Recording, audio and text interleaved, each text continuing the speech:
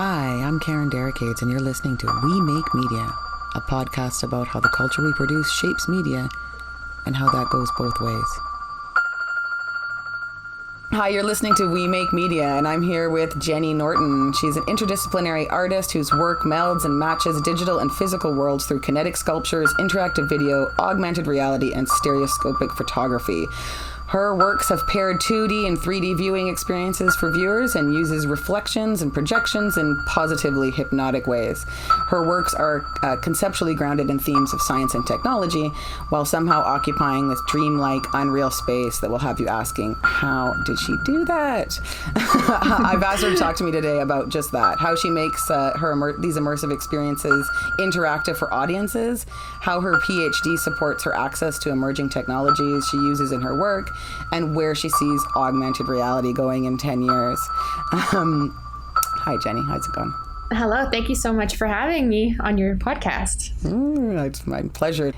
Jenn or Jenny? I don't mind either. The E is actually just because there are many Jenn Nortons out there. At least I think in Canada and the United States, Jennifer was the most popular name between 1978 and 1982 or something like that. So the E is definitely a practical use for me. That's so funny that you say that, because so you were born in between those years, which almost everybody I've spoken to has been. So am I, which is a micro generation called the Xennials, right? And that micro generation stuff keeps coming up more and more with me and the young people I work with, because they're like 15-year-olds who'd be like, these 10-year-olds in TikTok. And I'm like, what? We have this kind of unique thing that we bring to the world of the internet, of remembering before, especially on the research piece, in terms of accessing all the things that are out there now online. I find that that's a very different relationship than young people I work with, who just take what the algorithm and the first 5 pages give them. Yep, there is definitely a shift for me between looking through an old encyclopedia and looking at Wikipedia. So it's actually, I think, as you're saying, a very unique place to be in, because I just turned 40, and I feel like as I was exiting my teenage years, I was becoming more and more dependent upon researching things through the internet. So I think just having that sensibility often informs my practice. Like, I have made several works about the housing of old physical documents and having a one-to-one connection with the thing that you're holding, the object that you're looking at, and how to have access to that, and then having something in which, like a cloud, where many people can access this at once, and like the difference between that type of accessibility to information and what is maintained and what becomes accessible and who can do that. So it's something that is quite important to a lot of the work that I've made. Yes. I would definitely want to talk about that more with you. Yeah, because I have the same, I used to make collage stuff. I used to go to the Toronto Reference Library and go through their image libraries before workshops, because I went to Culture Jam, like monuments and like high art and like stuff like that. So I would go and I'd photocopy for hours, and the search way was very different.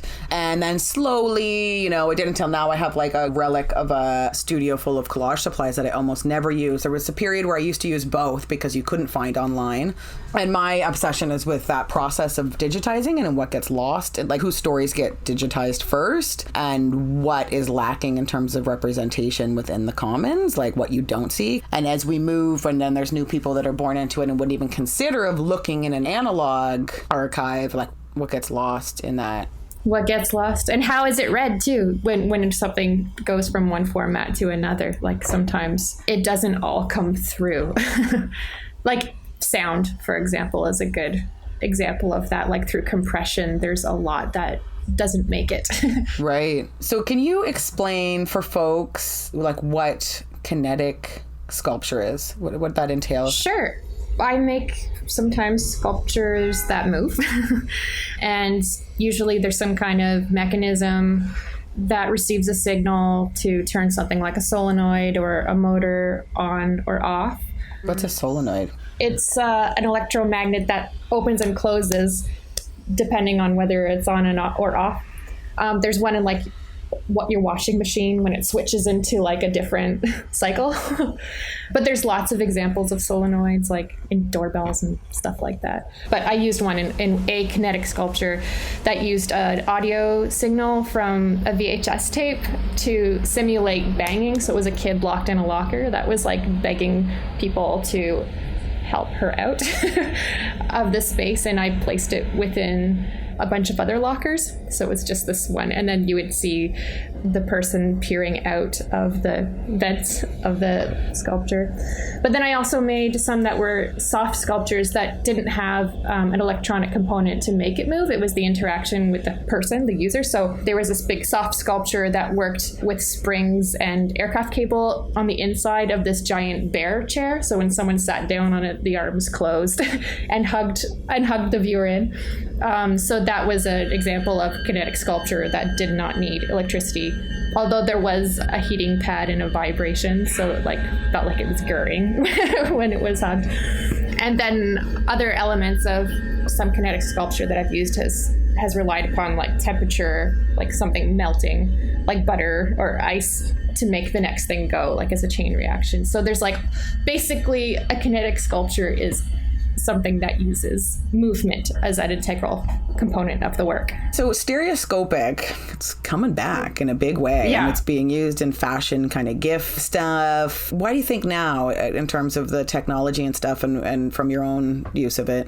It's really interesting because some of the technology is really old, like having, two eyepieces, like just dividing the vision, like using a cardboard add-on to your phone, for instance, that just divides up to a split image, and with the proper lenses can make a stereoscopic image appear. But I think... Which is essentially a 3D... just for folks who, Yeah, so like your conventional video channel is monoscopic, meaning that there's one image that you're looking at, and it is on a 2D plane. As is the stereoscopic one, it just creates the illusion that there's depth because your two eyes are seeing a slightly different angle. And I think when I started doing stereoscopic works, I think that was in 2011 was the first time I did it. It was for a immersive installation, and it used a lot of technology. And I had a residency with Kinetic, which is sort of like a think tank in Kitchener.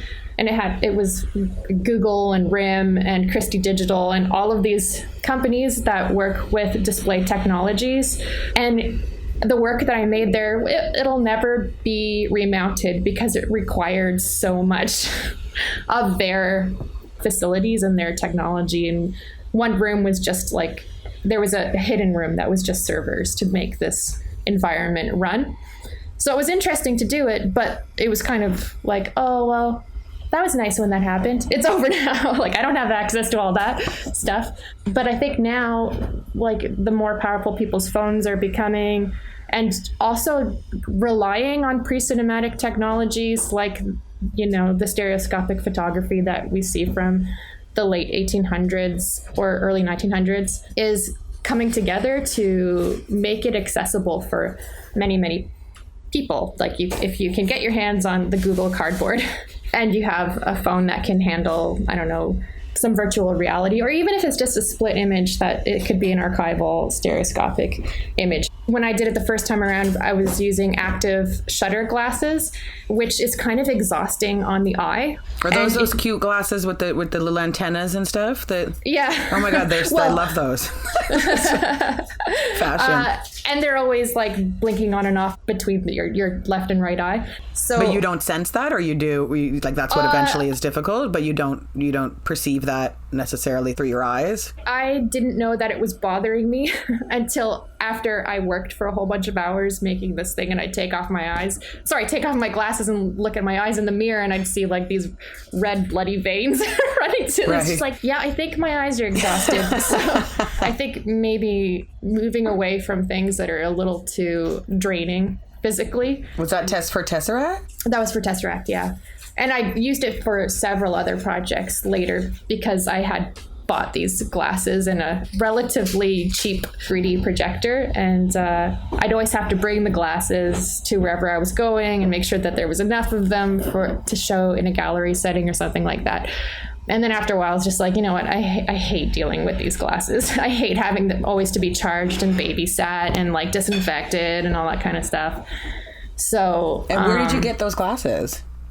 And are they developer glass? Like, is there something that you're I think it's an Optoma to, projector, and there's like a synchronizer that you plug into the back of the projector, and it sends out a signal for those glasses to work with the same shutter, like on off, as the video signal. And actually, my friend bought it for me from Costco. It was available at Costco, and I didn't have a Costco membership. It was just Epson and Optoma. I don't know if I'm pronouncing Optoma properly. Maybe it's Optima. I don't know. Anyhow, whatever. It was that projector, and it was one of the first consumer 3D projectors. When I first started doing 3D animation, I had to buy a lot of like gaming things. So I had a gaming monitor, and I used the glasses for that. And I kind of like abandoned it for a stereoscopic video for, I don't know, like 5 years or something, because I was just like, I hate how hard this is and how difficult it is to show it in a gallery setting. Yeah, well, I wanted to ask you that, how did you come to making augmented reality works? Whether you ever work with developer headsets like HoloLens and what's the Vive. I have a Vive. It's like Oculus, and it's pretty fun. Is it a lot less frustrating than the experience with the stereoscope? No. Actually, is it more accessible? No. I mean, in terms of people, like in terms of different heads, their heads are not that uniform, right? So they say by the time if they really want it to hit critical mass, it'll have to be like the glasses you're wearing on your face right now. Like it'll have to be made for you. And it's heavy. They're heavy. Like after a while, you just feel like your face is being pulled down with gravity because there's so much weight being applied across the bridge of your nose. But I guess I became interested in augmented reality because just always loved being able to share kind of an imaginative view with people. So I love animation, but also as somebody who works in installation, I love creating sort of like a spatial aspect to it in which like the work and the space and someone in that space are kind of enmeshed. Like you're experiencing it on some like a multisensory way. I just wanted to somehow get off of the wall of projection or off of the plane of flat screens, which arguably, it's still on a screen, but our ability to move around in augmented reality kind of gives it like a spatial, I feel like they're almost sculptural augmented reality experiences. I love kind of making a cognitive space, but like even the way like old painters did with Las Meninas, that painting where you can see a reflection of where you would be standing as the viewer and the artist is included. And so like it kind of breaks the frame in your imagination. And then I wanted to do that somehow with video and with the animations I was creating. So I kind of wanted the worlds to blend, and I wanted to share these sort of thoughts and imaginings that I had in a way that was not just like a projection on the wall. Making that work that you referred to, Tesseract, that happened at the Kitchener Community Tech Hub, that was the first time that I was able to see in a visual way what other people were looking at in time. So when they moved around looking at something, there were sensors that were reading the reflective, like the little antenna that were coming off of the glasses. So when they moved around, that changed the projection so that everybody else could see what angle that person was looking at.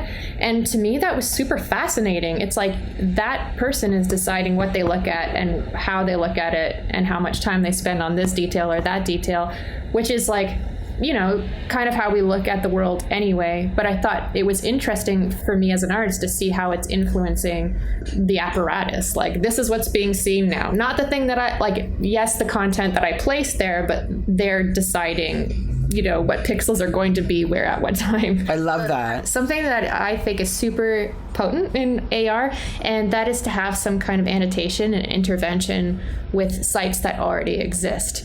And I know some artists have done this in the past to talk about the violence at the border between Mexico and the United States, and to almost like have a monument for people who have suffered that violence. And there's so many sites to have some type of annotation by artists or activists or anybody or anyone. Yeah. And I'm really excited to see what people develop once that information of how to use this technology becomes more available and is taught in a more conversational type of way. And I always think that's the really exciting part about when people that did not develop a technology get access to it, because through their authorship, the technology often will bend and will like, okay, well, we see people are using it in this way. So they kind of shape the future of those too. The people that are putting all the money into it are companies, and it's for the stuff that's going to be the dystopia that people are afraid of, flashy nightmare where like, you know, even more screens and things flashing in your face and everywhere.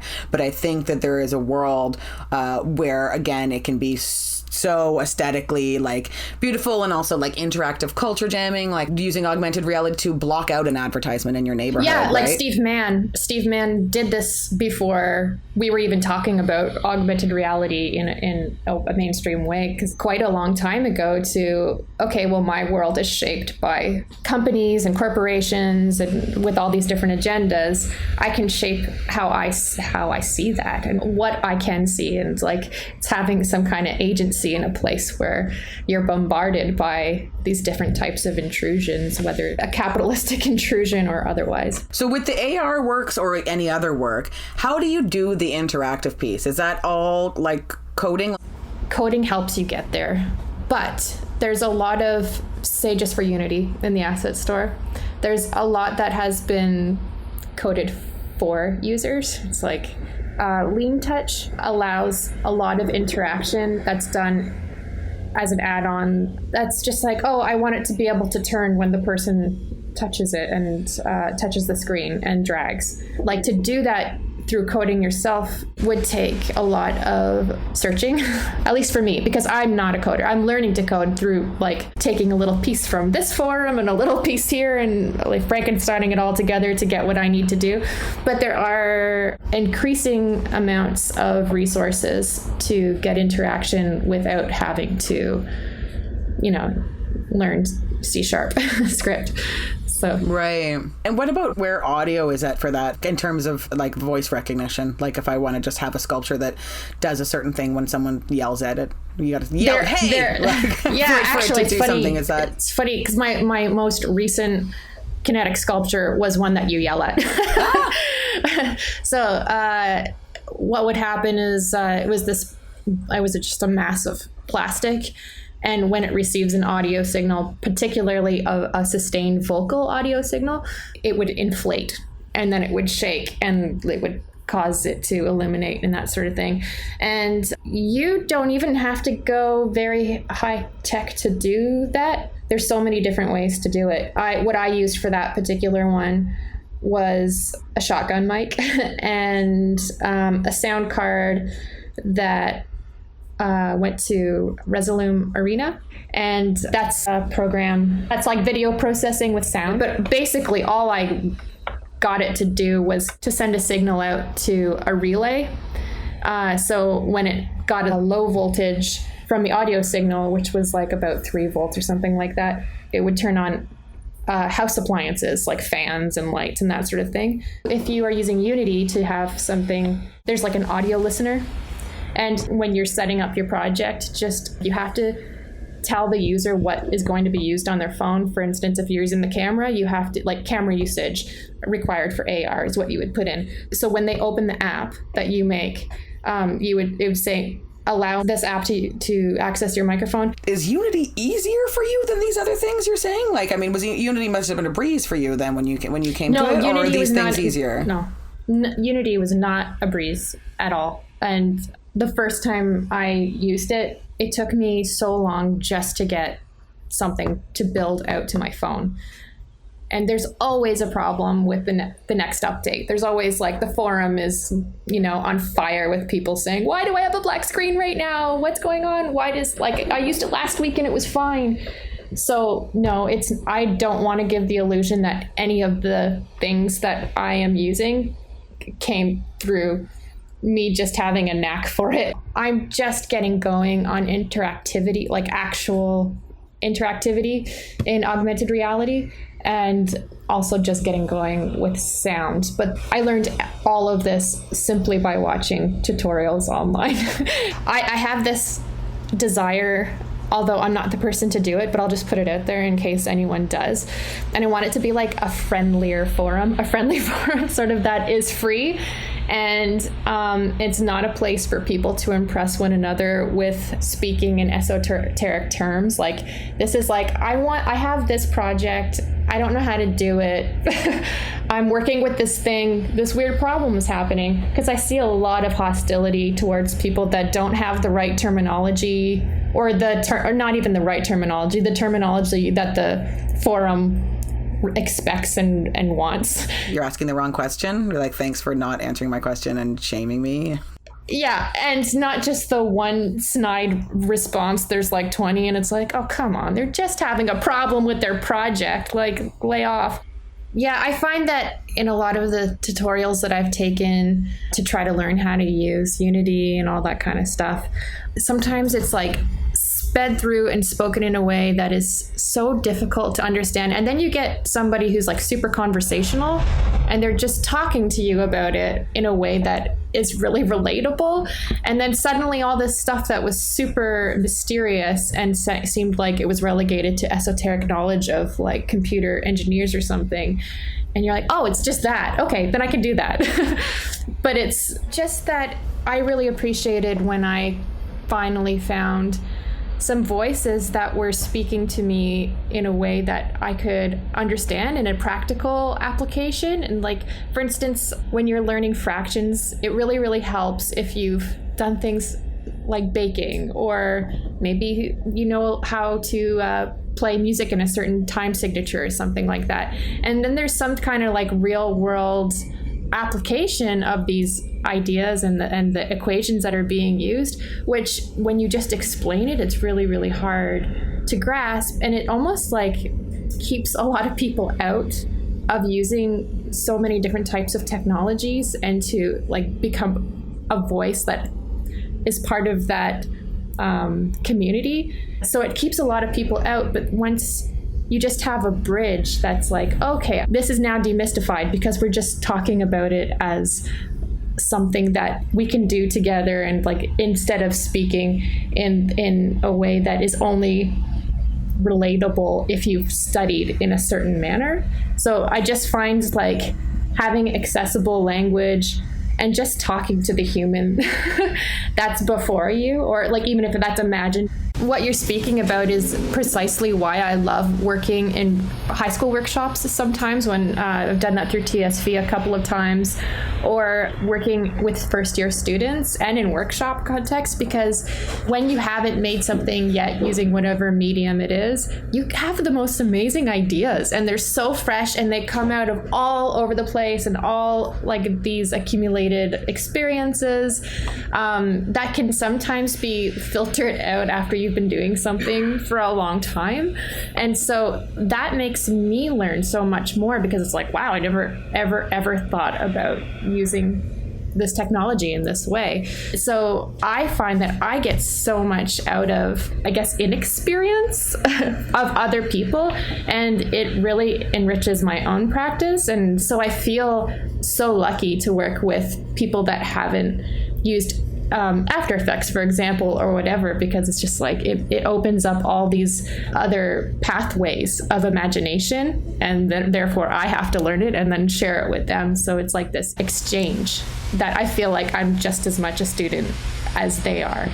People have kind of asked me like, where do you see the future of augmented reality going, and what do you think it can be? It's just like, I have no idea. Like, I really have no clue, but I think we're all shaping that together, and it's super exciting.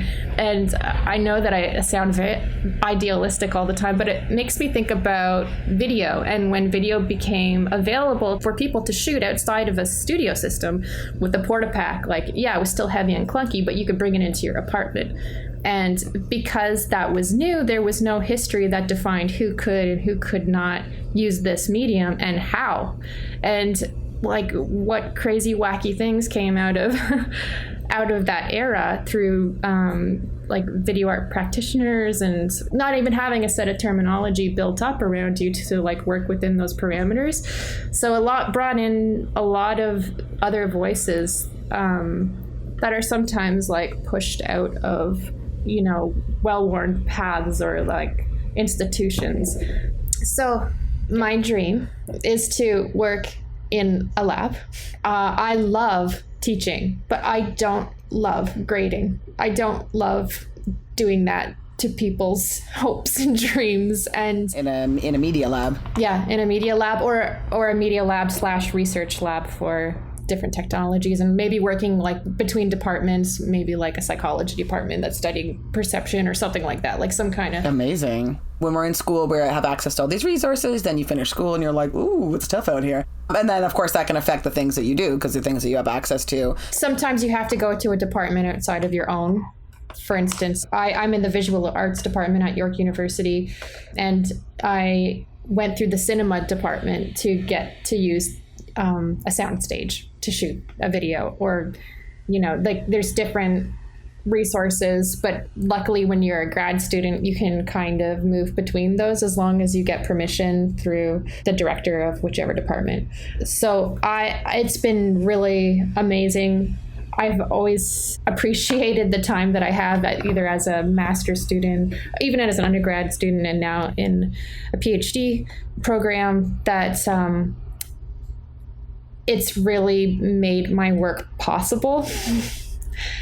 Not even just from accessing space and equipment, but also as a source of income. Mm-hmm. Right.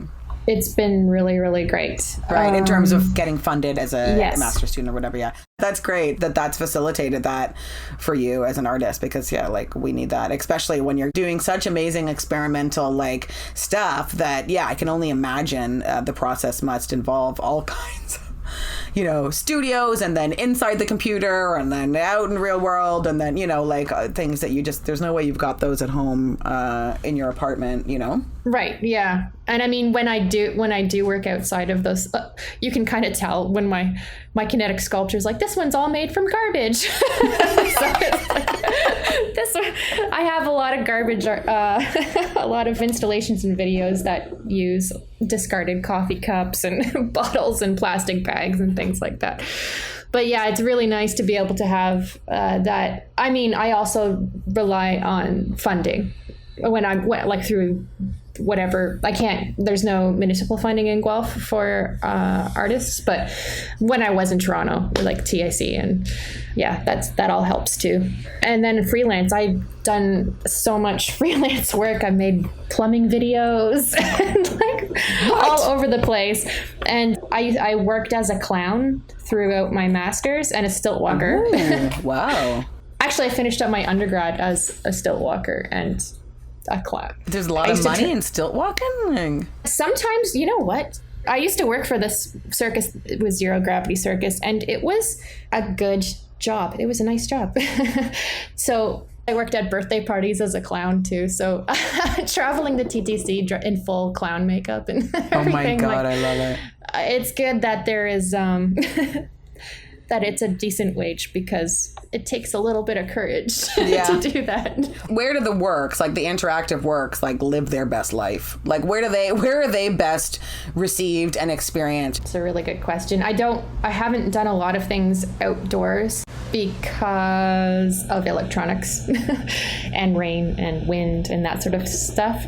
Although I have seen some really amazing artworks by people that did have it outdoors, and it's like David Rokeby's Very Nervous System, for example, a space, and it has been installed outside, and when you walk through it, the space, there's nothing to be seen, but you hear different instruments. So if like you hold your hands up high, you might hear like a harp or something, and then if you bring them down quickly, you might hear like a glockenspiel or something. There's just all these different instruments that are accessed through different points in space. And you're hearing it without headphones. You're hearing it without headphones. So you're having a unique experience right beside somebody else who's having their own unique experience and no headgear. Yeah, so when you come, if you're walking with people, you would make the sound composition together.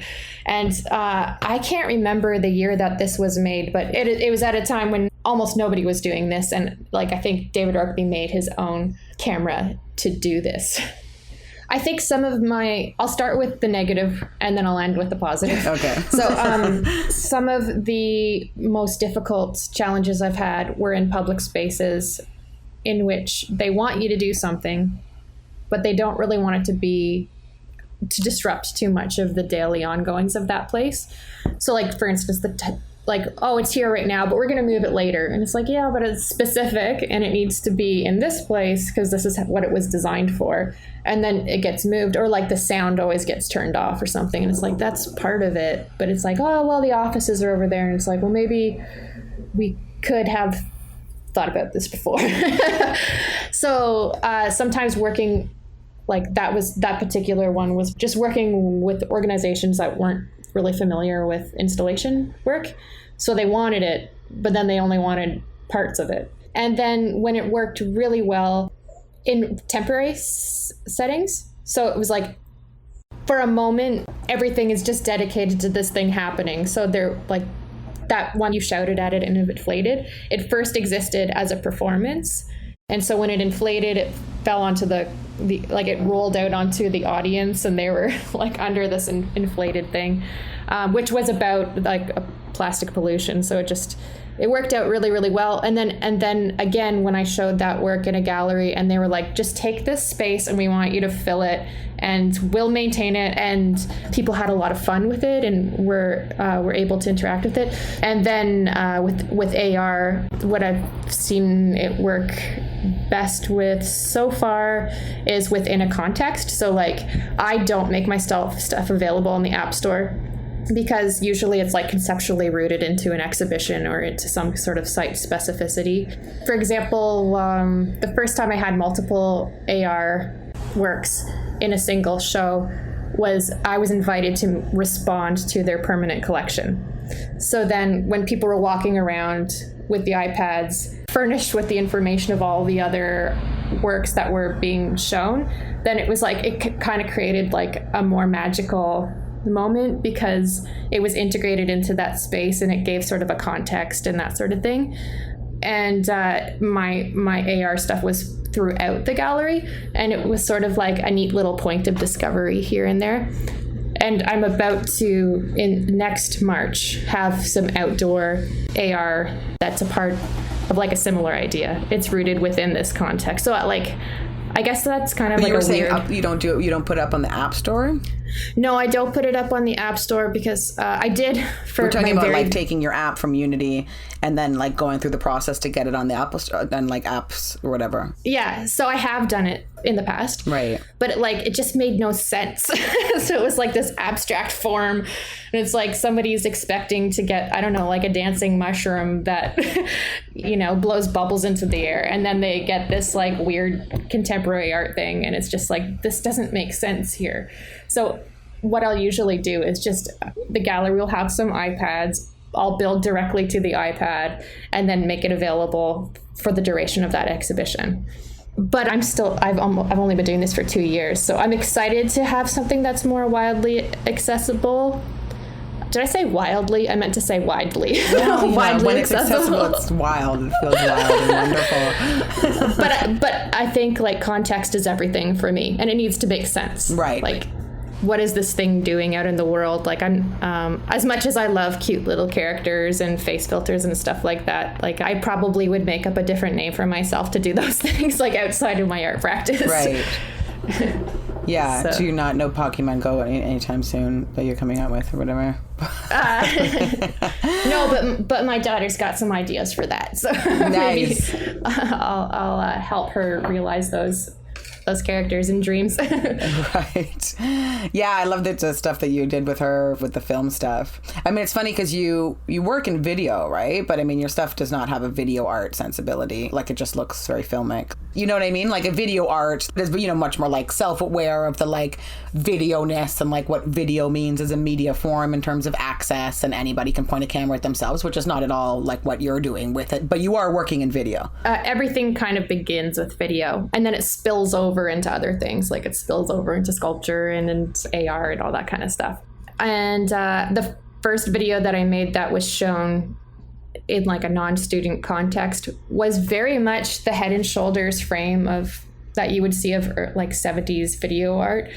But then I made it so my eyeballs exploded. So it was sort of like, it was informed by those histories, but then this like nerdy software fanatic came out, always comes out. And I think it's just part of me, like that thing that I was speaking to earlier, that I sometimes feel like I'm such a nerd. Like, I'm such a, this is where the cheesy part comes in. It's just like, I imagine this thing and I really want to make it happen. And like, I just use technology to kind of help get it there. And it's like, yeah, I feel like the art world has like warped our minds maybe a little bit about that, because I'm not sure how cheesy or wrong that, you know, like, I mean, it's maybe I think I'm sensitive to it, like, because I always worry that I'm being maybe a little illustrative or or literal, or what's the purpose, or well, even you've got a lot of the AR stuff on your site as experiments as opposed to projects. And I mean, I'm sure that some of that is just, you know, some projects are completed and were, you know, part of a show. And so you've made that kind of separation there or whatever.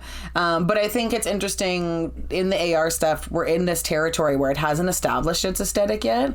So there is a lot of like novelty. And I feel also like really self-conscious about everything I've done so far is like, oh, let me make the wall on my daughter's, everything I was joking in the AR class I was taking, is like, everything I do is to impress my 4-year-old, you know, because a lot of it's like, oh, wouldn't it be cool if like we could make that butterfly like fly off of the sticker on your wall. You know, I separate that from like art production, or like something where like the form has to reflect the content and there has to be a reason. I mean, and correct me if I'm wrong, like maybe that's not what you're doing, you know, maybe I'm projecting. With that use of projection, and I'm slowly getting to a place where I think I know what I want to do with it, but I'm also having fun with the stupid stuff, you know. I do like to impress my child. Yeah, and it's funny that you said to impress your daughter. Sorry, your daughter, is that the first AR that I was successful with was using a target image that was my daughter's drawing. Ever since she's been very, very small, I have been pretty public about, this was inspired by my daughter tearing up toilet paper and putting it on the vent and watching it blow away. And then I made a video installation in which these houses were made out of paper and they blew away. And as women, we often feel that we kind of have to hide those integral aspects of our lives that are so meaningful to us. And I guess a while ago, I just decided not to care anymore what people think about my inclusion of my personal life in things. Like, the personal is political, even if it's whimsical radical. at times. It's radical to do that, especially within the art world. Yeah, people don't like you to be a mom. People don't tend to like you to be anything else but some vision of whatever, self-sustaining, like living off of I don't know what, going to openings, and you know, like so many creatives I know, and some of the best parents I know, or parents I, you know, admire their parenting or whatever, said that to me when I was pregnant and was worried about these things. Like, no, like it's going to totally mess with your time and your brain and whatever for a while, but like it's also going to give you a lot of creative inspiration. Men, I've noticed that like men like to put in like a Twitter or like an like bio or whatever that they are like educator, like father, whatever. I was like, women don't do that shit unless their business is based on being a mom, because they're like, that's like putting a target on my, you know what I mean? Well, I'm going to tell people I'm a mother so I can be undermined more. Like I don't, you know, so it's kind of interesting. And it's like really novel. It's really novel or something like, oh, good for you. Good for you. Yeah, exactly. They want to say it because they're proud of it, and because there's accolades to get in it, and being a proud dad. But like being a proud mom, like watch out. It's really hard to talk about it with people. When I became pregnant, I also moved away from Toronto so I could save money and have like a studio. That was the goal. And I also turned 30. So it was like moving away from Toronto, becoming a mom, turning 30. And when I would visit back again, I was like, wow, people are acting funny today. And over time I realized it's like, oh no, they don't see me the same way anymore. And so like there was this renegotiation of like how I even fit in anymore. And it's really difficult to describe to somebody what that's like. So I cared for a while about, I'm still really serious and da-da-da-da. And then it's just like, you know what? I don't care what any of you think because it doesn't matter anyway. I'm not going to convince you one way or another. So I might as well do the things that are important to me because that's the only way that I'm going to still be honest. Me just doing what I do is the only way that I can maintain my practice, because speaking from an authentic voice, because it's mine, the only one I can speak from. I think that people have like come around a bit more. And I don't just mean to myself. I mean, I think there's been more, I've seen a lot of panel discussions about mothering and artists that are mothers and that sort of thing. But like in 2010, I felt pretty isolated. It's taken me to really interesting places academically. Like I started researching empathy more and empathy within virtual reality. And it led me to work that Thomas Metzinger had done. And he's a German philosopher in the University of Barcelona. And a lot of the simulations that they make are used to create instances of empathy. And to develop empathy. And it's even being used as a rehabilitation for offenders. So, I mean, I think that everybody's got a perspective on what being productive is. Learning through caring is productive too. And it can bring you to really interesting places, and that doesn't necessarily push you outside of technology. In fact, it can give you a unique perspective that makes you have some advantages in some ways. For instance, when I started making AR, I was thinking about my body because I was testing it. I was looking at it using my arm length. And then when I started seeing children using it, I was like, oh, their arms are too short for this to work. And then it also made me think, well, what other kind of considerations are there for different bodies, for people that don't have, like, when you're using stereoscopic imagery for certain things, like, well, not everybody can do that. And not everybody has mobility. Not everybody has mobility. And kind of being in a situation where you have to consider those things by being around like small people or being around the elderly, or I think can be very productive too. And it's like, I'm really looking forward to the conversations that are coming up about different types of accessibility through technology just through the pandemic. Like, there's so many people that were left out of conversations because they couldn't be in a physical space. And now we're all forced to think about that a little bit more. And what can we do once it is safe to get out, hopefully that happens soon.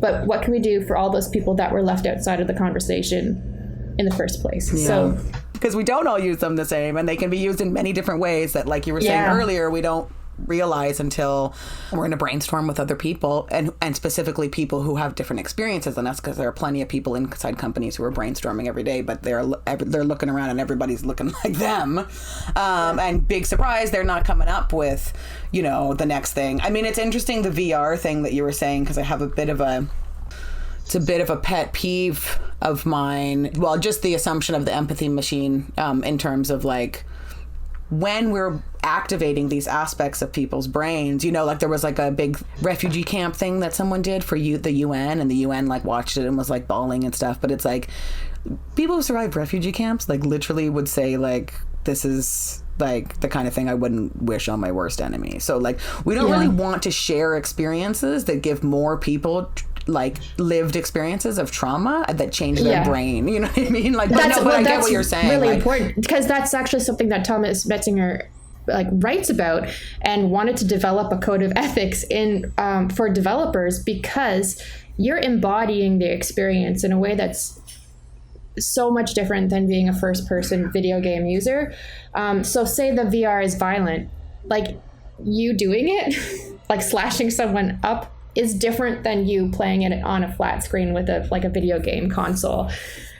And people should at least be made aware of how the physicality of that and like almost the phantom limbness of experiencing VR is something to really take seriously, because there's like neural realities that are occurring when you are within that first person experience in that position, and it would like to be practicing embodiment within a simulation. They're still making equipment for men by men that give women like, you know, seizures, like, you know, like, so it's just like they're that closed off that they're missing out on so many of the contributions and ideas that could really make this stuff like. And intention, right? Like, what is this experience made to achieve in the end? And oftentimes it's for some kind of commercial gain, or like, you know, data harvesting, or whatever it may be. I figure out that my eye, you know, feels uncomfortable when I look at this girl because she's skinnier than me, and now you can sell me some diet pills or whatever, right? Like, that's what they want to do with those technologies. Be like, we pick up that she's nervous, she feels fat, sell her something, you know, like that's their... You know, that's their brilliant fucking idea, like, sadly. Or even, like, sell back some kind of pandering, like, you know, the marketing that's like, you're beautiful just the way you are. We believe that. You should buy our thing because we know how you really are, and what you really are is wonderful, whoever you are. Yeah, the spin. Yeah, they know how to do it so well. And you're like, oh, I was just thinking, I really needed to hear that. I was just thinking the opposite. How did they know? But yeah, no, there's so much potential and therefore like so much danger in the wrong hands. The article that I was talking about, critical role of artists in advancing augmented reality, she talks about it historically in reference to film and stuff as well, and that people had these same attitudes, right? That it was like frivolous and like all about the moving image, and didn't get its footing in terms of as a storytelling medium, but just like, whoa, like, you know, that just kind of get past that whoa. I wanted to ask you a bit about your interest in science and technology that's obvious in your work, and that really connects the form and the content. There was 2 things I wanted to be before I wanted to be an artist, and one was a dentist. And I know, that's weird. That I had 4 teeth extracted at once, and it's like, no, I don't want to do that. It's like, and then the next thing I wanted to be an astronaut. But I just failed so much in high school. Like, I failed math. I don't know how many times. And it wasn't in the cards for me. And it's kind of interesting because a lot of the things that I couldn't grasp when I was in high school, I use when I'm making electronic components, or utilizing electronic components in larger circuits. And at the time, I just couldn't make the connection between the equations I was seeing and what it really meant. It's too bad kinesthetic learning wasn't very popular when I was younger. I find it very useful when I'm teaching something, whether it be software or how to assemble a circuit. And even just working with my daughter, homeschooling, and before that with math. And it's like, well, you know, when we're baking and it's only 1/3 of a cup, it's because it's divided, and it just gives it like a real world visualization that like really helps. So I was always drawing, but you know, I always thought about the universe, and I would have loved to have taken physics, but I just couldn't get past the math to get there. So I read a lot of books on physics now. It's just something that I'm interested in. And I think also just looking at the history, I bought a very introductory book that kind of gave the history of physics from, you know, Galileo to now, to quantum physics. Actually, it even predated Galileo. But then in that history, it was talking about a lot of people who had to work covertly.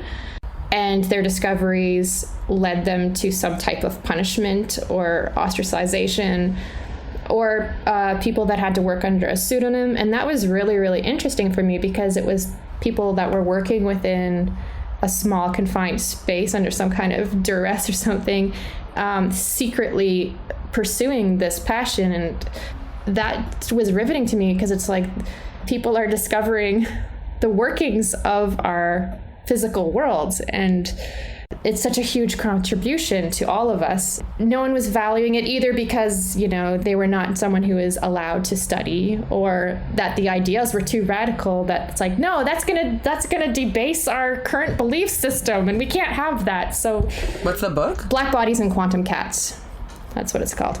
It's by Jennifer Ouellette. That was something that I read like in my undergrad, and it always kind of stuck with me. And then just researching more about certain ideas in quantum physics and like the people that came to those theories, like, and how much resistance there is, and how like there's so much animosity towards these ideas. So at times that led me to that project that I think that you mentioned before, with the scientists who were working and had to fight for their authorship of their work. Well, it's very cool too in Unity that you can actually like mimic physics, or like you can make things have the physical, yeah. I don't know if I'm using the right terms. When I started doing 3D animation, I started learning about things like Boolean. I think I heard about that in math once. And then seeing that like they were using things that actually we use for many, many different things, like resistance, air drag, but just like figuring out all of these things by simulating a world actually informed me about a lot of the physics that are utilized for things in our actual world. I found that super fascinating. And yeah, in Unity too, like you can make something that interacts with your movements and is responsive to your movements in real time, because it's like taking those equations that are units that we actually measure things in our physical world. So that's like, so I think that's super exciting. Have you ever seen that? I think it might be TVO, because I do love them. I love TVO, and I miss TVO. I don't have TV anymore. You can watch a lot of their stuff online now for like since a long time. They have like the Doc Zone. They do great stuff on the Doc Zone. I love the Doc Zone. Oh my God. It's called Math. It might be just called Math or Maths. And it's a documentary series about whether math was like discovered or created. It's interesting, like it talks about like is it always there and we kind of figured it out, or is it a way that we order the world kind of and understand the world? It's very, very interesting. Yeah. That's like, and then our perception of time is like a unit in which we measure our experience. The idea of zero is super fascinating. Yeah, they talk about that. I didn't know that it was invented. Yeah, that there was no zero. And I was saying that to impress my 5-year-old the other day too.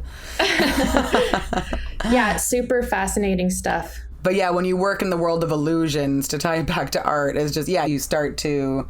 I understand how all those things connect, because you're constructing an illusion of that real world thing. But even that real world thing is, explained or understood in human terms that are also constructions. Like it's just yes. And for me, when I'm making something and I really want it to have the certain effect, learning how to do it informs the work as much as the idea I had beforehand. So there was this one work that I made that was an ocean, a wireframe black and white image of an ocean projected onto a reflective surface, and then the way that it bounced back, like sending caustics and reflections all over the gallery space, was like totally mind-blowing for me. And then to learn the physics that is behind that, like really, really informed that work. And then it became about light and information, and like there was just... Yeah, that's another reason why it's so important to not undermine the novelty and the experimentation or whatever that we do in AR, because so much of that, like, do you know Tilt 5?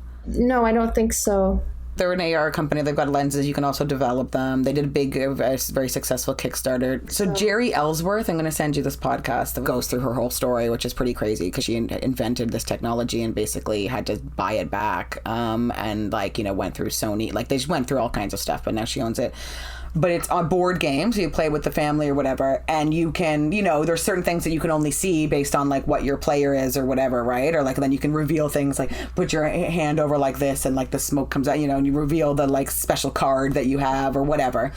But the way that it works is projector based, right? And basically the way she discovered it is she was working on some lenses. She did something wrong. She put something in correctly, and there was a mirror on the other side of the lab, and it reflected in a certain way, and it made this like hologram. And she was like, oh.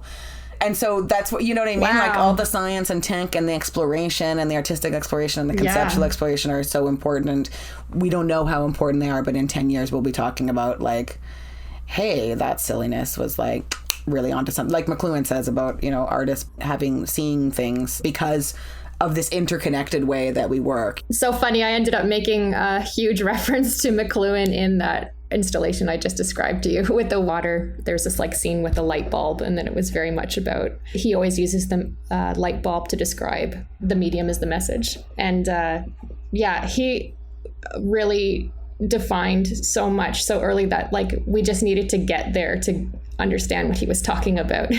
We had to catch up. I've been ending my podcast with this kind of little lightning round of questions, just this or that kind of questions. Instagram or Twitter? Instagram for posting, Twitter for reading. Right. I really love reading snappy comebacks on Twitter, but I don't use it myself. Emoji or GIF? Oh, tough. Emoji. I love GIFs, but they're clunky sometimes between different interfaces. Text or phone call? Phone call. Email or DMs? DMs. Official business. Email. Chit chat. DM. Voice note or video chat? Video chat. And then for AR, projection, wearable, or mediated? And by mediated, I mean some kind of device or something you're holding, something that's happening for the projection, or some kind of wearable like headset. Mediated. Mediated. Cool. I love the idea of them being able to control what angle they're seeing things. So I love giving them some control. Amazing. Okay, well, thank you so much for talking to me, Jen. Thank you so much. It's been very stimulating, but also a lot of fun. Thanks for listening. Come back next week for my interview with Specwork Studio and Performance Collective members of Tough Guy Mountain, who explore the absurdity of late capitalism by creating game apps. Until then, stay creative and do be artists.